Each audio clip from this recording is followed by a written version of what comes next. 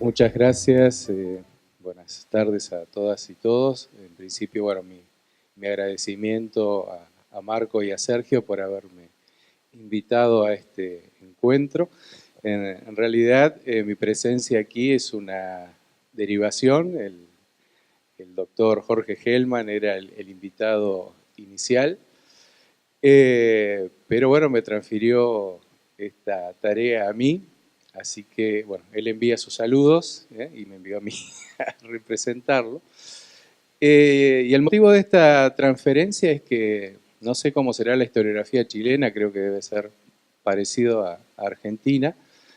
Es una historiografía esencialmente continental, digamos, hay muy pocos investigadores, historiadores que se preocupan con lo que pasa más allá de las costas, ¿no? Yo provengo de una universidad que se llama Universidad Nacional de Mar del Plata, que tiene la palabra mar en el nombre de su universidad, pero es una universidad de unos 25.000 estudiantes, muy poco se investiga, salvo de un grupo de geología de costas y un grupo de biología marítima, muy poco se investiga con esa vinculación de Argentina con el mar y prácticamente nada en el área de ciencias sociales.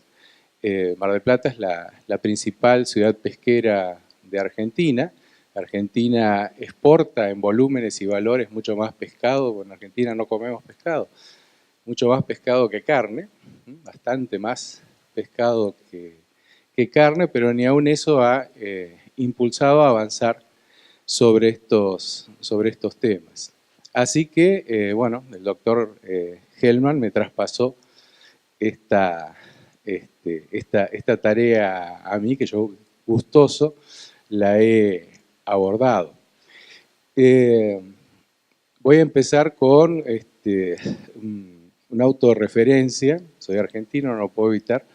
Yo desde chico en mi casa se pronunciaba el nombre del Cano.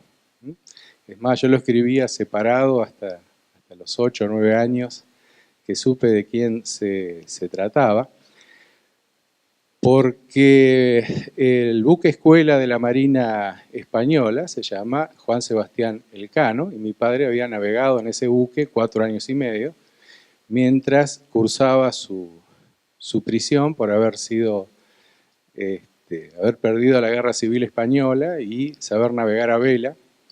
Así que, digamos, desde chico ese nombre estuvo vinculado efectivamente a mi familia, y con el tiempo me enteré que este buque construido en los astilleros de Cádiz tiene un gemelo, una gemela, la Esmeralda, buque escuela de la Marina chilena. Así que de alguna forma el Cano Atlántico y la Esmeralda Pacífica se unen en este recuerdo. Bien, entrando ahora en tema, la tarea me supuso 3 problemas, ¿no? En principio, cómo darle un tono de originalidad a una problemática, a un proceso, a un suceso del cual se viene escribiendo desde hace 500 años, ¿no? Ya las compañeras Camila y Consuelo han hecho un relevamiento de los textos que hay solamente en los repositorios que ellas han ubicado. Una historiografía que, bueno, algunos autores se han nombrado, ¿no? Fernández de Oviedo, Fernández de Navarrete, López de Gomara, vienen ejerciendo desde hace siglos ya. El segundo problema es, dado las características editoriales del libro de oro del paso por el estrecho, de la conmemoración del paso por el primer grupo de europeos por el estrecho, por cuestiones editoriales, hizo que cada uno de los autores trabajáramos prácticamente a ciegas, sin saber en lo que estaba trabajando cada uno. Bueno, no habrán visto mi cara de pánico escuchando cada una de las presentaciones, intentando no agregar una obviedad más a todo lo que se iba a decir en este seminario. Y el tercer problema, bueno, era el ejercicio de historiador, ¿no? Volver a las fuentes y intentar otra mirada a aquello que es tan conocido, para algo que para mí hasta ayer era una abstracción cartográfica. El estrecho de Magallanes lo vi por primera vez recién ayer. Así que, bueno, dejé de preocuparme por el tema de la originalidad, ya que era insoluble, imposible de abarcar todo lo que se ha escrito sobre el tema en estos años. Para evitar problemas jurisdiccionales, detengo mi relato en la boca atlántica del estrecho y intento repasar las fuentes clásicas, intentando otra mirada. Clásicas, digamos, bueno, el espectacular relato de Nicola, digamos, sobre el libro de Pigafetta, que ya tenía varias ediciones y en varios idiomas a los pocos años de sucedido el traspaso, el registro de Francisco de Albó, las declaraciones tomadas a los tripulantes de la Victoria en Valladolid. Es decir, toda esta información ya era conocida hace mucho tiempo y, digamos, historiografiada desde el siglo XVI hasta, bueno, los trabajos más recientes, Stefan Zweig o Frederick Pohl. Así que, bueno, intenté centrar mi análisis en algunos ejes. En principio, los motivos por el cual se realizó esta nueva aventura atlántica. El segundo, digamos, la información con la que contaba o supuestamente contaba Magallanes al momento de iniciar su travesía. En tercer lugar, he tratado de destacar la palabra traición, ¿no? La traición de Magallanes a su monarca al ofrecer sus servicios a un joven rey de 18 años que estaba recién asumiendo el cargo, los sucesos de San Julián y los epígonos, por lo menos, de Atlántico, desde el Atlántico al Pacífico, que siguieron la aventura de Magallanes.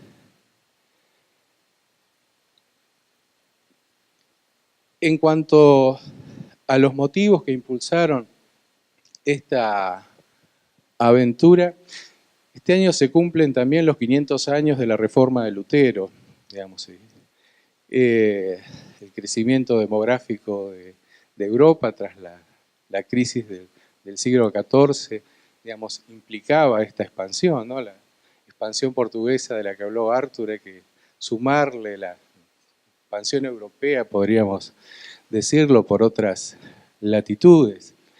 Pero los motivos que habían impulsado el viaje de Colón estaban tan vigentes en 1519 como en 1592. Todavía Mehmed II seguía controlando el Bósforo y sus preferidos de las ciudades-estados italianas, los venecianos, disfrutaban del monopolio de ese comercio. Y, digamos, se habían sumado algunas cosas nuevas.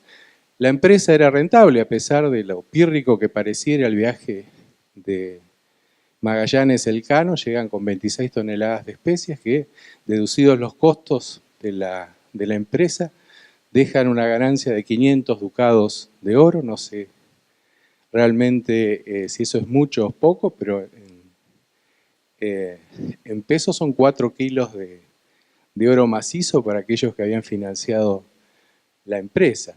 Pero a su vez se sumaba la interdicción de Tordesillas, que impedía a los castellanos navegar hacia Oriente y solamente les quedaba continuar con la empresa navegando hacia Occidente. Y como decían los compañeros recién, algunas cosas nuevas habían pasado. Américo Vespucci había comprobado que no eran Catay ni Zipango los lugares a los que había llegado Colón, que Colón se había topado en su trayecto con un nuevo continente, y Vasco Núñez de Balboa en el año 1513 había comprobado que existía un mar del otro lado de ese continente. En segundo lugar, la información con la cual contaba Magallanes. En principio, la prohibición de realizar algún tipo de expedición náutica no implicaba que estos se cumplieran. Existían viajes secretos, aunque tenían nulo poder reivindicativo precisamente por lo secreto de estos viajes, y probablemente estos viajes también generaran mapas secretos que se suponen que existían, ¿no? Hay un viaje de 1513 de Juan Díaz de Solís, ¿no? El ya nombrado, que encontró un trágico fin en las costas del actual Uruguay, participando como físicamente en las once, se dice aquí once también, en la merienda de los charrúas, ¿no? Fue devorado por los charrúas en 1516. El viaje de Solís intentaba identificar el antimeridiano. Sabíamos de polo a polo por dónde pasaba la línea de Tordesillas, ahí en el canal que separa Brasil de la isla de Santa Catarina, pero digamos, ¿qué pasaba en el resto del globo, ¿no? ¿Cómo se completaba? ¿Dónde quedaban las Molucas? ¿Dónde quedaban las islas de las especierías? Bien, Magallanes logró convencer a Carlos V que quedaban dentro de su jurisdicción. No era así, y probablemente lo sabía, pero se transformó en un argumento de peso. Por otro lado, los mapas reservados a los navegantes comenzaron a crecer en popularidad, demostraban de una forma casi científica la representación del mundo, daban esa imagen de información suficientemente probada. Los estados los utilizaban para definir sus límites, es decir, el mapa dejó de ser, digamos, un elemento para la utilización de los marinos, para transformarse, para tener otras funciones, sobre todo políticas. Se avanzó mucho en la conformación de estos mapas, ¿no? del portulano, es decir, aquellos mapas que definían, como su nombre lo indica, en los lugares donde se encontraban los puertos, digamos, a tomar una imagen más general en Mapamundis y en Atlas. Y, digamos, para agregarle un elemento de misterio, está el famoso globo terráqueo de Martín de Bohemia, ¿no? Que no se sabe si existió o no existió realmente, pero algunos cronistas dicen que Magallanes se lo mostró a Carlos V tapando cierta información con el derecho por derechos de autor o derechos, digamos, de propiedad, para que nadie se le adelantase.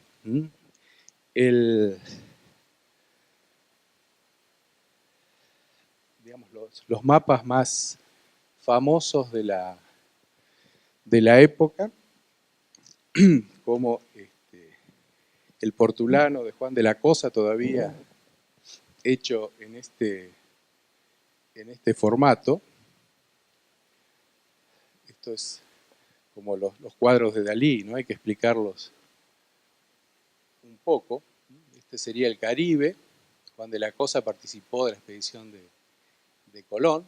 Esto sería España, para que se ubiquen, este sería el Mediterráneo. Aquí tenemos la costa de África, el Mar Rojo. Digamos, es una de las primeras representaciones que integraban a América al mundo intelectual de los europeos,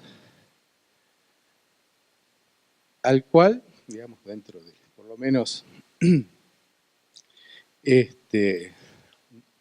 1502 se hace público el planiferio de Alberto Cantino, donde ya, digamos, estaba bastante bien conocido el mundo atlántico, algo de las costas de la actual América, el Mar Rojo siempre rojo, aquí, pero quedaba un misterio, ¿no? Este espacio que va a ser revelado con el viaje que nos convoca a este encuentro y, digamos, graficado en el Atlas de Battista Agnese, donde está dibujado el trayecto de Magallanes, el Cano, y, digamos, proporcionado ese inmenso espacio que era definido a partir del paso de Magallanes por el estrecho como un lago castellano, un lago español, y toda embarcación que no llevara el pabellón de Castilla era considerado pirata al atravesar la costa oriental del estrecho. Otro tema es esto, ¿no? ¿Por qué un marino portugués al servicio de Castilla? Bueno, en principio no era extraño que se contrataran marinos, sobre todo en las ciudades-estados italianas, por las potencias o los reinos atlánticos de Castilla, Verrazzano, en el caso de Francia, los hermanos Caboto, el padre y el hijo Caboto por parte de Inglaterra y por parte de Castilla. Américo Vespuccio fue piloto mayor de Castilla. Juan Díaz de Solís, origen incierto, ¿no? Probablemente portugués, fue el segundo piloto mayor de Castilla. Y finalmente Fernando de Magallanes fue el tercero de esta sucesión de grandes pilotos mayores de Castilla. Impulsado por la fama y la fortuna, ¿no? Y Arthur hablaba de ese imperativo humano de intentar cubrirlo todo, ¿no? Que impulsa a los seres humanos a movernos por el espacio, aún en los lugares, yendo a los lugares, ocupando los lugares más inhóspitos, ¿no? Fama y fortuna son motivos que mueven a las personas, y Magallanes prácticamente tenía concluida su carrera en Portugal, tanto para ascender digamos, jerárquicamente, como por motivos económicos.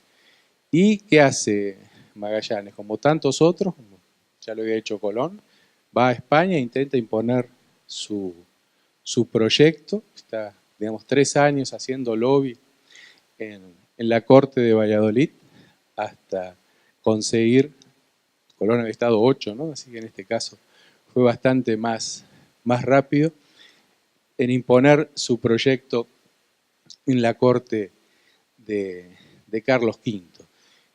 Esto, a pesar de ser considerado bastante normal, no lo libró a Magallanes, o sea, no dejó de tener consecuencias tanto antes del viaje como después del viaje, generando desconfianzas múltiples, tanto por parte de la corona de Portugal, como por parte de muchos de sus compañeros, y la enemistad entre Magallanes y Juan de Cartagena nace en este momento, ¿no? Hasta inclusive toda buena historia tiene que tener algo de misterio y algún hecho policial. Digamos, Magallanes debía cambiar de domicilio, tuvo amenazas de muerte antes de partir de España.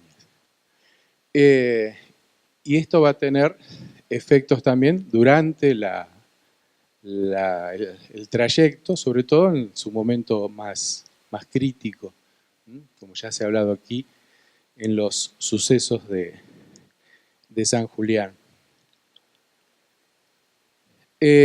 San Julián, bueno, hablábamos recién con un compañero, sigue siendo tan inhóspito ahora como hace 500 años.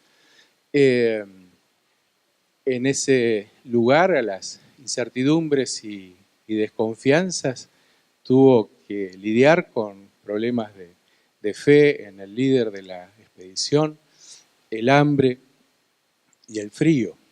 Fue en ese lugar, digamos, donde se produce el primer encuentro entre europeos y los aborígenes, los Aoniken de la Patagonia, ¿no? Con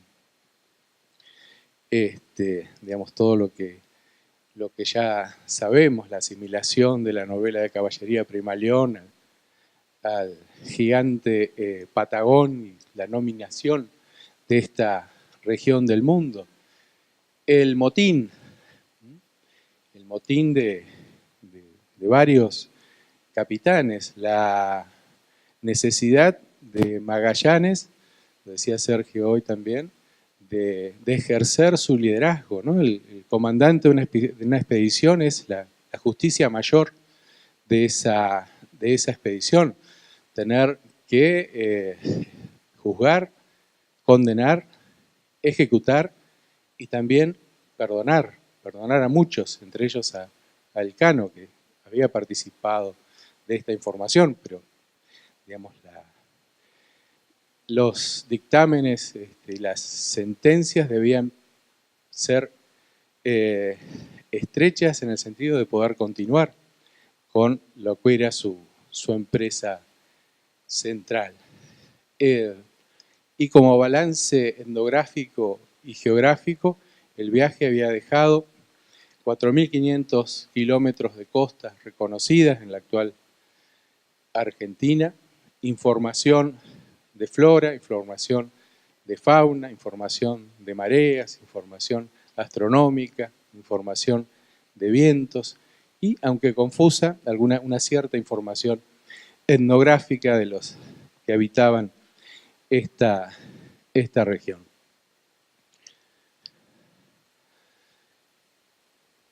Y por último, los epígonos, ¿no? Por lo menos desde el Atlántico hacia el Pacífico, muchas expediciones siguieron el camino de Magallanes, muy pocas lograron atravesar el estrecho, algunas se desviaron en el Río de la Plata intentando buscar lo que serían las minas de plata de Potosí, el Rey Blanco.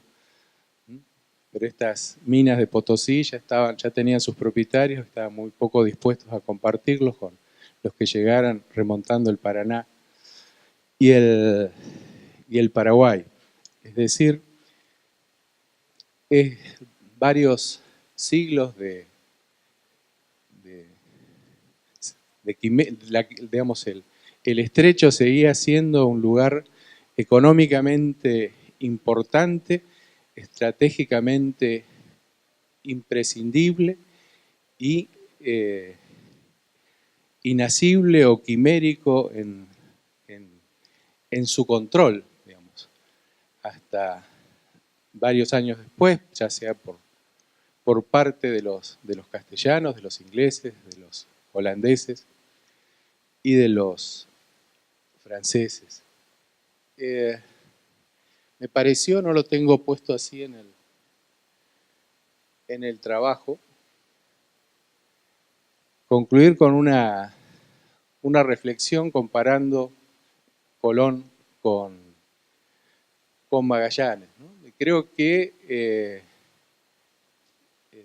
el viaje de Magallanes Elcano cierra un proceso iniciado en 1592, un proceso realmente de globalización, donde en América esclavos africanos, especias asiáticas y aceros y otros productos de Europa, digamos, convergen en este espacio. Ambos eran extranjeros al servicio de Castilla, ambos tuvieron que tener paciencia y capacidad de lobby y manejar políticamente los tiempos y las relaciones, un casamiento español en el caso de Magallanes, para acercarse a la corona. Ambos tuvieron que superar intrigas y motines y ejercer su capacidad de liderazgo en la expedición. Quizás si el 12 de octubre Diego de Triana no hubiera avistado tierra, digamos, ¿qué hubiera pasado con la expedición de Colón? Ambos contaban con información incompleta y errónea, ambos utilizaron información que se pensaba que poseían, cuando en muchos casos navegaban también a ciegas. Colón, en el caso del diámetro de la Tierra, que pensaba que era más estrecho. Ambos fueron fieles a su empleador hasta su muerte, ¿no? Como decía Nicola recién, Magallanes, una reflexión que se me ocurre en este momento, sí puede ser el primero en circunnavegar el mundo, aunque sea de forma diferida, digamos, ¿no? Él había estado donde había llegado y tiempo después llega a ese espacio, ¿no? No en un solo viaje, pero en varios hizo esa circunnavegación.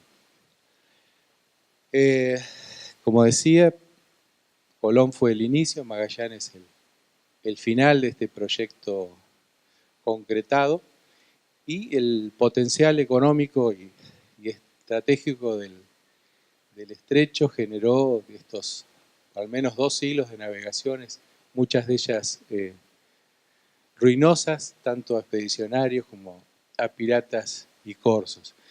Estos ejes están un poco más desarrollados en el texto, pero bueno, también ofician de una propuesta. Cada uno requeriría quizás una investigación en concreto, pero bueno, son los cuestionamientos que como historiador me han generado la reflexión sobre este acontecimiento al cual me han invitado. Bueno, muchas gracias.